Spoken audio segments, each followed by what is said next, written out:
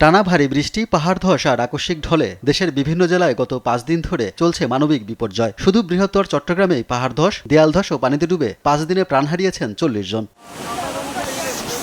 চট্টগ্রাম জেলায় গত 5 দিনে পাহাড় ধস ও পানিতে ডুবে অন্তত 6 জনের মৃত্যু হয়েছে। এর মধ্যে পাহাড় ধস ও দেয়াল ধসে শিশুসহ 4 জন ও বন্যার পানিতে ডুবে 2 শিশুর মৃত্যু হয়েছে। কক্সবাজারে গত 5 দিনে পাহাড় ধস ও বন্যার পানিতে ডুবে অন্তত 27 জনের মৃত্যু হয়েছে। এর মধ্যে জেলার চকরিয়ায় পাহাড় ধস ও বন্যার পানিতে ডুবে 7 জন এবং কক্সবাজার রোহিঙ্গা ক্যাম্পে পাহাড় ধসে 16 জনের মৃত্যু হয়েছে।